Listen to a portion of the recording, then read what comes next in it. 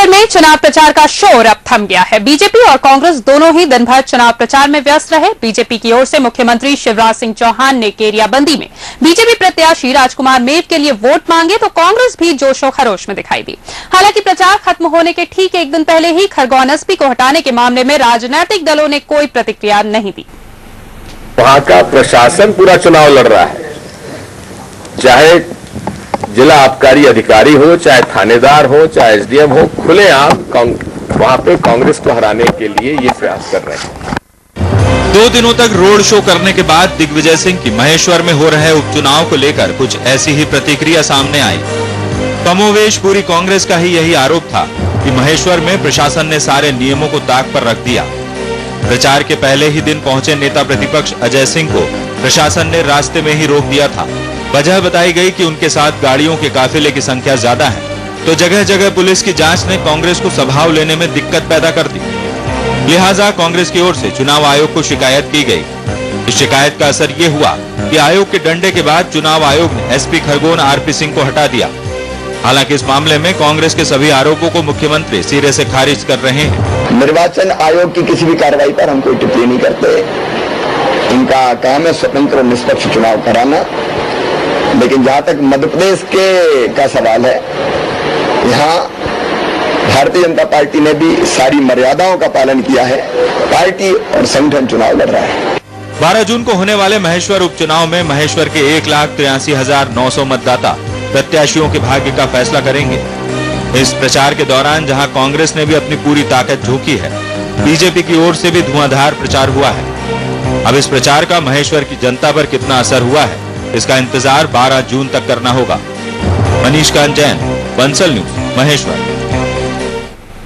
चुनाव प्रचार खत्म होने के बाद अब प्रत्याशी घर घर जाकर मतदाताओं से मुलाकात करेंगे।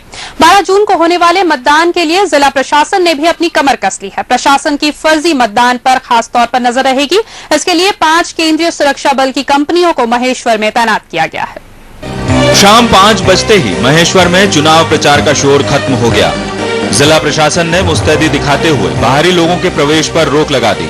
महेश्वर के 219 मतदान केंद्रों में से 70 संवेदनशील केंद्र घोषित किए गए हैं। लिहाजा यहां सुरक्षा के विशेष इंतजाम किए गए हैं। देखिए, सेंसिटिविटी के अकॉर्डिंग लगाया गया है। जो नॉर्मल माना गया है वहाँ पर अकॉर्डिंगली फोर्स लगाया है। जो सेंसिटिव है वहाँ बंदूकधारी लोग ज्यादा लगाए गए हैं और फोर्स भी ज्यादा लगाया गया है। सेंसिटिविटी के अकॉर्डिंग वैसे ही हमारी पार्टीज पेट्रोलिंग करेंगी।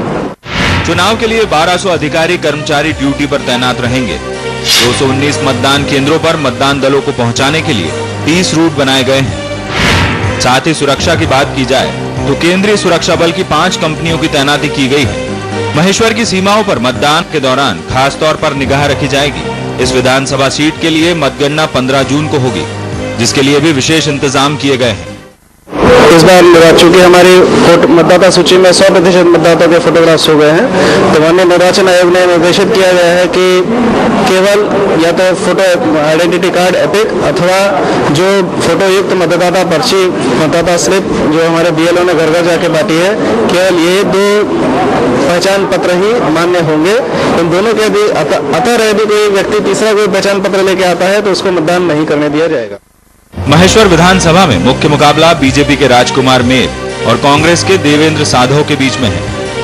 पुरुष मतदाताओं की संख्या लगभग 93,000 है, जबकि 90,000 से ज्यादा महिला मतदाता हैं। इस तरह कुल 1,83,000 से ज्यादा मतदाता अपने मताधिकार का प्रयोग करेंगे। 10 दिनों तक चले प्रचार के बाद अब प्रत्याशियों के भाग्य का फैसला मतदाता करेंगे। सभी की निगाहें 12 जून को होने वाले मतदान और 15 जून को होने वाली मतगणना पर जा टिकी है। खरगोन से फरीद शेख के साथ मनीषकांत जैन, बंसल न्यूज, महेश्वर। वहीं इससे पहले बीजेपी प्रदेश अध्यक्ष प्रभात झा और उद्योग मंत्री कैलाश विजयवर्गीय ने चुनाव प्रचार किया। प्रभात झा और कैलाश विजयवर्गीय यहां कुछ खास अंदाज में नजर आए। दोनों बाइक से बीजेपी प्रत्याशी राजकुमार मेव के लिए समर्थन जुटाते दिखे। साथ ही दोनों ने घर घर जाकर बीजेपी प्रत्याशी को जिताने की अपील की।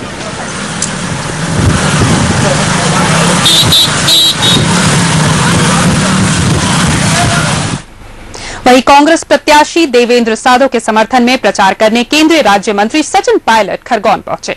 सचिन पायलट ने विधानसभा क्षेत्र के जेतवाय और बड़दिया गांव में आम सभा को संबोधित किया। पायलट ने प्रदेश सरकार की नीतियों का विरोध करते हुए भ्रष्टाचार के आरोप सरकार पर लगाए। आनंदराम यादव, हिम्मत सिंह, ओमकार जी पटेल,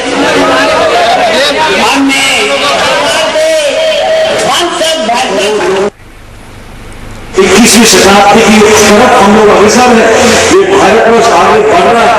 नौजवानों की प्रतिभाओं को अगर हम मंच दे रहे हैं, अगर उनको रोजगार उपलब्ध करा रहे हैं, आज 90 करोड़ लोगों की जेबों में मोबाइल फोन की घंटी बज रही है, अगर घर घर में टेलीविजन इंटरनेट पहुंच रहा है, तो इसीलिए पहुंच रहा है क्योंकि राजीव गांधी जी सपना देखा, जीत दिलाकर आशीर्वाद देकर आपने कांग्रेस को विजयी बनाया था। आज दोबारा आपको मौका दिया है। इस वक्त हमारे संवाददाता मनीष कांजैन महेश्वर से सीधे तौर पर हमारे साथ जुड़ गए हैं। मनीष, आपसे जानना चाहेंगे, आज चुनाव प्रचार का आखिरी दिन था, 5 बजे चुनाव प्रचार खत्म हो गया है। आपसे जानना चाहेंगे, दोनों ही पार्टियों ने अपनी पूरी ताकत झोंक दी होगी, ऐसे में क्या कुछ आपने देखा, किस तरह से आज के दिन का पूरा सदुपयोग इन दोनों ही पार्टियों ने करने की कोशिश की?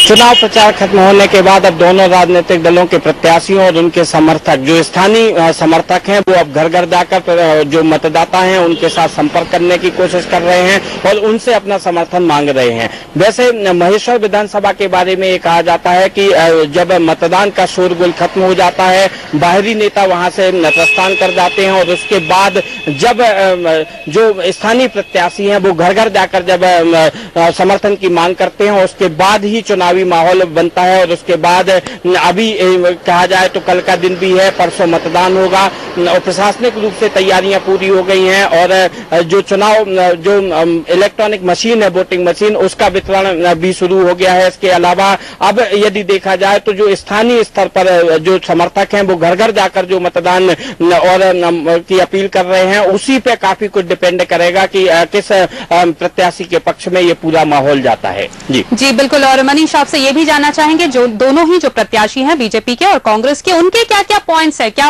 पॉजिटिव पॉइंट्स है, क्या माइनस में पॉइंट्स जा सकते हैं, जिनको के मद्देनजर 12 तारीख को वहां की जनता वोट करेगी?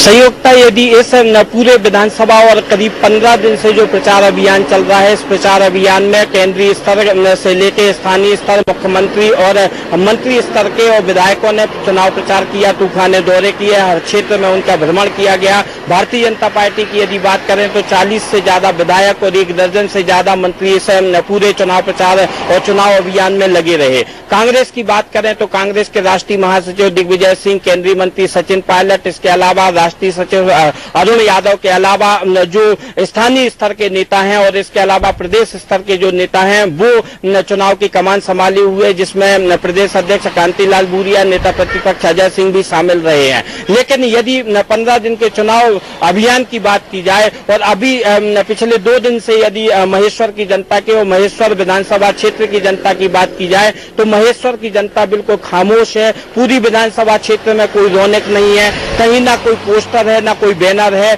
जो भी 1 to 1 बात की जा रही है, कार्यकर्ता लगातार मतदाताओं से संपर्क करने का प्रयास कर रहे हैं, लेकिन मतदाता अपने पत्ते नहीं खोल रहे हैं। कहीं ना कहीं मतदाताओं के मन में एक बात भी है कि करीब इस जो भी प्रत्याशी चुना जाएगा, चाहे वो कांग्रेस का हो या भारतीय जनता पार्टी का हो, उसका कार्यकाल सिर्फ 14 से 15 महीने होगा और 14 से 15 महीने में मतदाताओं को कोई खास अपेक्षा अपने चुने हुए प्रत्याशी से नहीं है कि कोई बड़ा भारी कोई विकास कार्य उस क्षेत्र में करा पाएगा। तो जनता बिल्कुल खामोश है और ऐसा लगता है कि महेश्वर का जो उपचुनाव है उसमें जनता बिल्कुल आखिरी पल पर अपने पत्ते खोलेगी। और आज के बाद जो 5 बजे के बाद अब जो प्रत्याशियों ने 1 to 1 संपर्क करने का जो अभियान शुरू किया है, उस पर काफी कुछ डिपेंड करेगा कि जनता किस पार्टी की ओर झुकाव होती है, किस प्रत्याशी को अपना समर्थन देती है। जी बिल्कुल। तो अभी भी पत्ते नहीं खोले हैं वहां की जनता ने, किस तरफ रुख है जनता का ये अभी तक नहीं मालूम चल सका है। बहरहाल 12 तारीख को वोटिंग है और 15 तारीख को ही पता चल पाएगा कि भाजपा वहां पर उस गढ़ को अब हथिया पाई है या कांग्रेस एक बार फिर अपनी साख बचाने में कामयाब हुई है। इसका फैसला 15 तारीख को होगा। बहुत बहुत शुक्रिया मनीष तमाम जानकारी के लिए। और यहां पे हम रुक रहे हैं छोटे से ब्रेक के लिए, जल्द हाजिर होंगे कुछ और खबरों के साथ।